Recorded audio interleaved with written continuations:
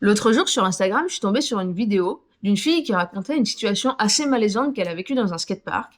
Et dans les commentaires de cette vidéo, j'ai lu ça. Les skateparks, c'est tellement pas exclusivement masculin. Elle a inventé un complexe qui n'a jamais été réel. Rien n'interdit aux femmes d'y aller. Plutôt que de débattre dans ces commentaires, j'ai voulu mesurer. J'ai créé un questionnaire que j'ai mis en ligne sur Instagram. Et vous avez été 376 à répondre à ce questionnaire. Vous avez été 92% de femmes et minorités de genre à répondre et 8% d'hommes, principalement des adultes, 26-35 ans, 36-45 ans. Et les deux questions importantes de ce questionnaire, c'est est-ce que tu vas seul au skatepark et est-ce que tu t'es déjà senti mal à l'aise dans un skatepark? Donc, est-ce que tu vas seul au skatepark? Vous êtes plus de la moitié à répondre jamais ou rarement. Et est-ce que tu t'es déjà senti mal à l'aise dans un skatepark? Vous êtes 73,9% à répondre oui. Les freins exprimés sont principalement le manque de confiance technique, la peur du regard et le manque de modèles féminins. Et ce qui vous motiverait à aller au skatepark, c'est principalement pratiquer en groupe et les sessions 100% féminines. Et ensuite, voir plus de femmes confirmer pratiquer et prendre des cours encadrés. Dans la deuxième partie de cette vidéo, j'ai rencontré Luc, qui est étudiant en sociologie et qui a écrit son mémoire sur le sujet des genres dans les skateparks. Je remercie toutes les personnes qui ont pris le temps de répondre au questionnaire. J'ai écrit un article pour détailler et analyser toutes vos réponses. Je vous mets le lien dans la description de cette vidéo. N'hésitez pas à vous abonner, à liker la vidéo, à la partager. Merci beaucoup. Je vous laisse avec l'interview de Luc. Du coup, je m'appelle Luc Vin, je suis étudiant dans le master EGALAPS à Lyon. C'est un master d'études du genre dans le sport. Et j'ai fait mon premier mémoire sur le genre dans les skateparks. Donc voilà, donc c'est un travail de mémoire et d'étudiant, c'est pas un travail de chercheur, mais je me suis basé sur pas mal d'articles qui fonctionnent là-dessus. Ouais. Ok, super, merci pour ça. J'ai cru comprendre qu'il y avait quand même vraiment très peu d'études sur ce sujet. Moi, ça m'étonne énormément parce que j'ai reçu tellement de réponses. Quand j'ai mis en ligne mon questionnaire, en 15 heures, il y avait déjà presque 300 réponses. Les femmes, principalement, qui ont répondu, avaient vraiment des choses à dire sur ce sujet. Et visiblement, il y a peu d'études concrètes. Ouais, alors il n'y a pas énormément d'articles. En fait, on va trouver des articles sur le sport en ville et dans les espaces de pratique libre. On va trouver quelques articles aussi sur les skateparks, mais sur le genre dans les skateparks, il y a assez peu d'articles. J'ai principalement trouvé des articles anglophones là-dessus. Je pense que j'en compte 10 max si j'ai bien cherché. Ah oui, ah ouais, dans le monde entier, ouais, donc ça fait vraiment pas beaucoup. Qu'est-ce que tu penses de ce premier chiffre? Enfin, moi, c'est vraiment le chiffre qui ressort de ce questionnaire, c'est 73,9% des femmes qui ont répondu au questionnaire disent s'être ressenties mal à l'aise dans un skatepark. Il y a eu une enquête à Lyon en 2023 sur un peu les freins pour une femme ou une personne de minorité de genre à venir dans ces espaces. Et on trouve dedans, en fait, dans les freins, l'utilisation détournée des équipements, donc le fait de venir juste au skatepark et pas rouler, par exemple, les horaires en fin de journée, la diffusion de musique sur des enceintes, les tenues vestimentaires pas adaptées, d'être torse nu, etc., machin, un monopole de groupe d'utilisateuristes sur ces espaces, les violences verbales, le bruit très fort, les engueules, etc. Et tous ces comportements-là, ça va participer à l'exclusion et du coup à l'appropriation des hommes dans ces endroits. Donc forcément, qu'il y ait autant de personnes qui ne sont pas très à l'aise dans ces espaces, je ne suis pas étonné du tout. Est-ce que tu penses que les hommes qui pratiquent dans les skateparks ont conscience de ça? Il peut y avoir une conscience que c'est un espace principalement masculin. Pour autant, je ne pense pas qu'il y ait de remise en question en parallèle forcément là-dessus. En fait, ce qui fait que de continuer à se comporter comme ça sans remettre en question ses propres comportements, etc., ça participe à reproduire cette exclusion et cet espace très normé. Et du coup, pour le remarquer, il faut se poser la question. C'est tout l'engrenage de personne ne se pose la question, il n'y a pas d'études sur le sujet, donc c'est que ça doit être normal, quoi. Et du coup, on tourne un peu en rond dans un truc où, au final, c'est un peu la faute à personne, mais juste, c'est comme ça, quoi. Et puis, ça n'avance pas. Dans mon questionnaire, j'ai vraiment beaucoup de personnes qui reviennent sur ne pas se sentir à l'aise, ne pas se sentir à sa place, donc dans les témoignages, mais aussi dans les réponses à pourquoi vous venez pas ou peu au skatepark ou pas tout seul, pas toute seule. C'est principalement je me sens pas à ma place. Est-ce que ça rejoint dans tes observations des comportements d'occupation de l'espace qui font que finalement les femmes et les minorités se sentent pas à leur place à cet endroit-là? Et dans un des articles qui existe quand même là-dessus, c'est un truc théorisé par John Carr, c'est le fait que vraiment les codes de communication et d'échange dans les skateparks, c'est des trucs qui sont hyper informels, pas du tout verbalisés, on se parle quasiment pas. Les seuls bruits qu'on entend, ça va être des injures quand j'ai loupé un truc ou quoi que ce soit. On prend de l'espace dans le skatepark, il faut s'imposer, il faut y aller quand il y a personne dedans, je sais que je peux aller rouler. Et donc ouais, ça c'est des codes qui sont a priori très très masculins en fait, de s'imposer dans un espace. Et donc ça fait que ouais, forcément des femmes, des personnes de minorité de genre qui ont une socialisation différente, c'est beaucoup plus compliqué de s'imposer. Ouais, il y a toute une croyance autour du il faut s'imposer. Moi, je l'ai beaucoup entendu dans mon quotidien, quand je vois des jeunes filles rider, que j'essaye d'expliquer aux gars, laisse-la passer, en fait. Moi, je la laisse passer parce que ça me paraît normal. Et puis, je l'ai vécu aussi, j'ai été à sa place à un moment donné, plus jeune. Et je trouve ça un peu injuste d'avoir une forme de légitimité parce que j'ai du niveau. C'est pas méchant, mais ils vont majoritairement me répondre, elle a qu'à s'imposer. Et c'est assez problématique parce que eux aussi l'ont ressenti, mais finalement ça les embête pas de le faire vivre à d'autres. C'est parce que moi je l'ai vécu quand j'étais jeune et nul, j'ai dû m'imposer et puis je l'ai fait et regarde ça marche bien, machin, maintenant je suis fort, elle a qu'à le faire aussi. Et peut-être qu'il y a un truc à repenser et qu'on pourrait juste simplement être un peu plus courtois. En fait, c'est un cercle vicieux. Comme je suis obligé de m'imposer pour rouler et que en fait, les autres font pas gaffe non plus, je continue à m'imposer et du coup, ça laisse pas la place à tout le monde du tout. Il y a la question de la légitimité, comme tu parlais, mais ça, on va peut-être en parler. Ouais. Ça a amené une question aussi par rapport à la prise de risque et tout ça. Est-ce que le risque est genré ? Ouais, il y a un article intéressant de Mathieu Atencio et d'autres autoristes qui parlent justement de cette arrivée-là de la culture, qui est, je cite, Skate and Destroy, qui arrive dans les années 80, qui est vraiment le truc de la blessure, du risque qui paraît hyper authentique. Et en fait, très rapidement, les femmes sont perçues comme prenant moins de risques, donc moins authentiques, donc exclues de la pratique. Et c'est un truc qu'on retrouve encore beaucoup aujourd'hui avec l'usage des protections, par exemple. Quand tu arrives avec des protections skatepark, tu as l'étiquette de débutant-débutante. Et ce que je trouve intéressant là-dessus, c'est les personnes qui vont rouler en roller quad. Il y a une espèce de contre-culture qui est en train de se créer un peu avec justement faire attention à mettre protection, etc. À faire attention aux personnes avec qui on roule et tout. Et en fait, c'est intéressant d'essayer de se réapproprier ce code de mettre des protections.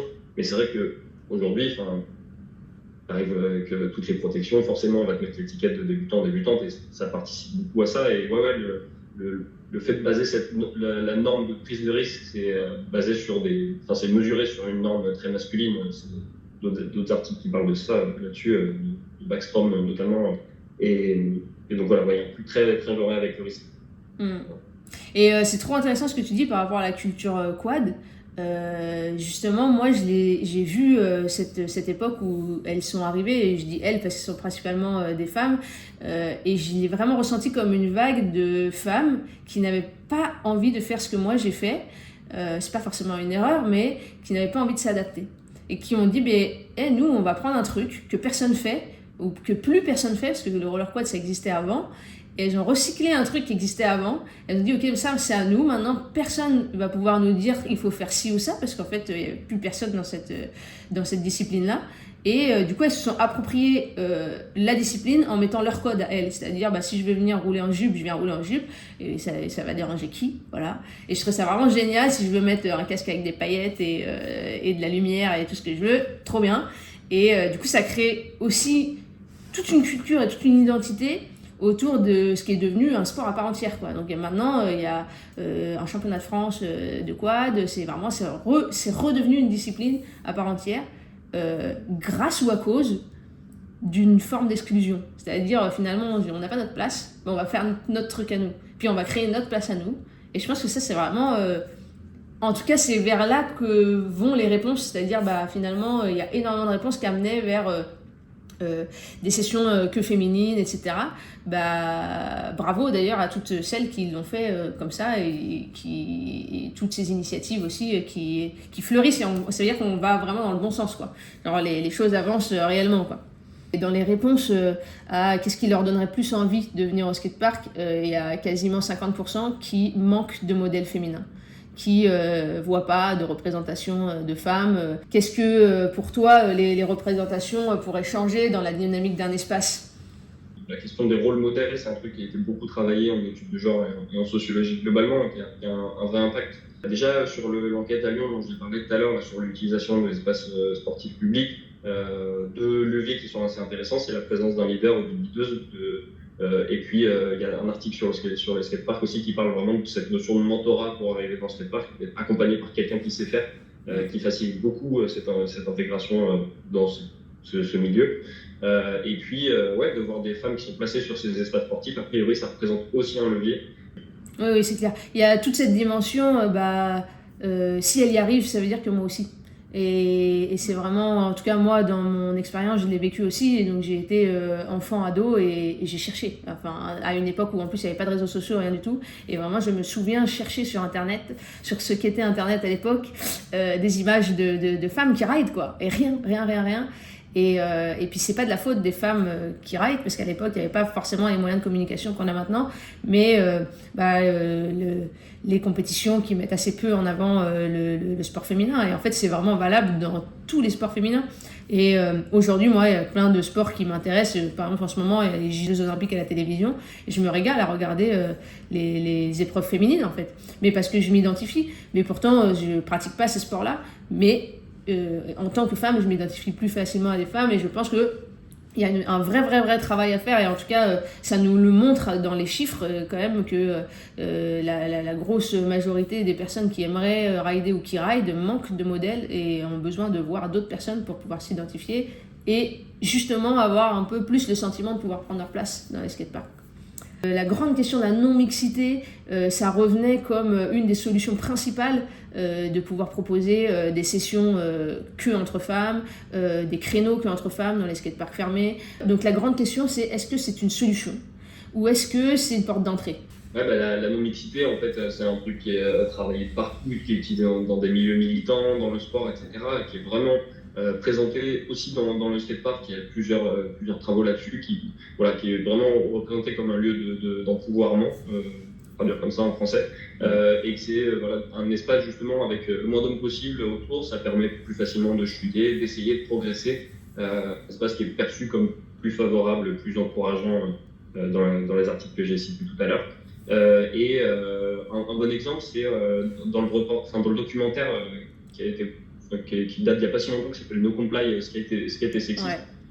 Il y a la présentation justement de sessions en non-mixité et le fait que justement les personnes se parlent un peu plus, que c'est plus facile d'y aller parce qu'il y a moins à s'imposer, qu'il y a moins à se jeter dès qu'il y a la moindre fenêtre pour aller rouler. Et donc tout ça, ça participe à la question d'empouvoirment parce que ça permet de prendre du niveau dans un espace qui est safe. Il y a un des commentaires qui est trop génial qui dit on nous chasse pas mais on nous invite pas. Ben, c'est exactement ça. C'est pas vraiment hostile, mais en même temps, c'est pas hyper accueillant non plus, quoi. Genre, voilà, ça, c'est deux phrases que j'ai retirées des commentaires et je trouve que ça illustre vraiment très bien. Et donc, pour en revenir à la non-mixité, oui, et je pense que c'est une vraie solution, et d'ailleurs, ça ressort énormément des réponses. Et allons-y dans ces initiatives, et justement, n'ayons pas peur de les expliquer. Et je pense que c'est important ce qu'on fait là aussi, parce que j'ai eu l'occasion de beaucoup discuter avec des pratiquants depuis longtemps, donc ont l'habitude de voir le monde peut-être un peu différemment, et qui des fois sont pas d'accord avec ça, et trouvent que ça exclut les hommes, et c'est pas l'objet en fait, c'est inclure les femmes, c'est ouvrir la porte aux femmes pour qu'on soit tous ensemble au même endroit, et justement qu'elles passent la barrière de vous avez toute cette ancienneté, ça fait des années que vous êtes là, vous avez toute une culture, elle pas encore. Et nous d'ailleurs, moi j'ai incluse, tu vois, pas encore, et donc accueillons-les, et c'est juste une porte d'entrée. Il y a eu 8% d'hommes qui ont répondu au questionnaire. Évidemment, les hommes étaient aussi invités à répondre au questionnaire. Et j'ai relevé un commentaire qui est ressorti plusieurs fois. Moi aussi, je me suis sentie mal à l'aise dans les skateparks, et c'est vrai qu'ils ont été nombreux à répondre oui à je me sens mal à l'aise dans les skateparks. Est-ce que c'est juste un problème de genre, ou est-ce que c'est un problème de fonctionnement en fait, tout simplement? Ce qui sort, c'est par contre que en général, quand il y a une personne identifiée comme homme ou quoi, c'est beaucoup plus facile de s'émanciper de ce truc-là, de cette difficulté à trouver sa place et à être à l'aise que quand tu es une femme, parce que tu l'as dit tout à l'heure, on l'a dit plusieurs fois, moi je l'ai eu dans des entretiens aussi, peu importe ton niveau, même si tu es rideuse pro ou quoi, tu es quand même obligé de prouver que tu peux rouler, que tu as le droit de rouler, alors que ça va être beaucoup plus facile en tant qu'homme d'arriver et d'être inclus dans la liste d'attente pour rouler, etc. Et il y a aussi la notion de dire bonjour, etc. Enfin, de saluer et tout. Les femmes, on va beaucoup moins leur dire bonjour et parfois, on va leur dire bonjour qu'une fois qu'elles ont lâché un gros tricks. Et donc voilà, donc tu existes à partir du moment où tu as prouvé que tu avais le droit d'exister. Et ça, c'est une problématique globale du skatepark. Ça dure d'arriver quand on est débutant, mais c'est beaucoup plus facile de s'en sortir quand on est un homme que quand on est une femme ou une personne de minorité de genre. Ouais. Et je pense que ça, c'est le cœur du sujet, d'arriver à comprendre, faire comprendre ça, que tout le monde puisse se mettre à la place des autres aussi, ça peut être vraiment intéressant. On arrive vraiment dans notre conclusion, c'est finalement les solutions à ça, ce serait plus de dialogue, plus de compréhension, se mettre à la place des autres, comprendre que y a peu de femmes, mais c'est pas parce qu'elles veulent pas venir. Moi, j'aime bien cette analogie, si demain j'ouvre une pâtisserie et que j'ai pas de clients, c'est pas de la faute des clients. C'est peut-être la faute de mes pâtisseries ou de mon ambiance ou il se passe un truc qui va pas et on peut pas reprocher aux gens de pas venir en fait. On peut pas dire ah elles viennent pas au skatepark, bon bah c'est peut-être que c'est pas fait pour elles, non ça marche pas dans ce sens-là en fait. C'est trop cool. Vous savez que c'est trop cool. Genre c'est trop cool de rider, c'est trop cool de faire du skate, c'est trop cool de faire du BMX. C'est une sensation incroyable. Si toi en tant que garçon, en tant qu'homme ou femme, peu importe, qui ride, tu ressens cette sensation trop cool de rider, pourquoi il y a toute une partie de la population qui serait exclue de ce trop cool sous prétexte que c'est des filles? Ça n'a aucun sens en fait. Genre, moi je suis une fille, ça n'enlève rien au fait que je sois une fille de kiffer rider. Donc oui, on peut enlever un peu tout le côté des croyances et tout ça.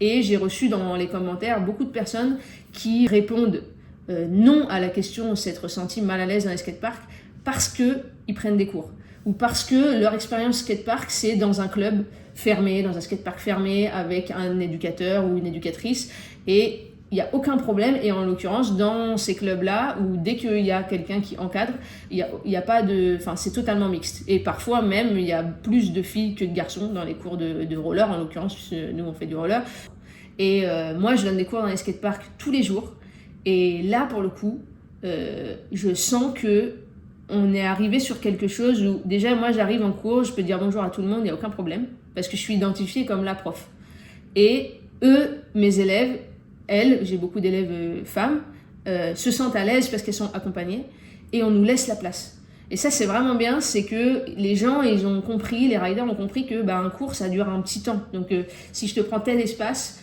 pendant 10 minutes, ils vont nous laisser l'espace. Et du coup, pour conclure, est-ce que toi, tu as identifié d'autres solutions, d'autres axes de travail Ouais, carrément. Tu as déjà parlé un peu du côté fédéral, cadrage, des sessions non mixité, qui, pour moi, je pense aussi que c'est des super leviers. Moi, j'ai envie de revenir un peu sur le propos de John Carr, sur vraiment les codes un peu informels, etc. Pour moi, ça, c'est une action individuelle qu'on peut mener. En fait, au lieu de se jeter sur les modules dès qu'on a l'occasion, dès qu'ils sont libres ou quoi que ce soit, d'échanger juste 3-4 regards, en fait, demander autour de soi, s'assurer que tout le monde a pu rouler. Et en fait, je pense que c'est une action individuelle qui peut participer à vraiment changer les dynamiques dans le skatepark et à faire en sorte que tout le monde puisse rouler. Je pense qu'en termes d'action simple et individuelle, c'est un truc qu'on peut faire. Ouais, super. C'est un très bon mot de la fin. Communiquer. La communication, je pense que ça va être le plus important. Et dans tous les milieux, d'ailleurs. Et en tout cas, je te remercie énormément d'avoir pris de ton temps pour partager avec nous. Et j'espère que ça va peut-être ouvrir d'autres perspectives de travail pour toi. Tu vas continuer à travailler sur ce domaine? Ouais, je pense que j'ai un deuxième mémoire à faire cette année que je pense approfondir un peu sur ce sujet-là, peut-être en partant un peu des données que tu as pu récolter, etc. Mais merci à toi aussi, c'est un beau travail, plein de beaux éléments. Voilà. Et merci.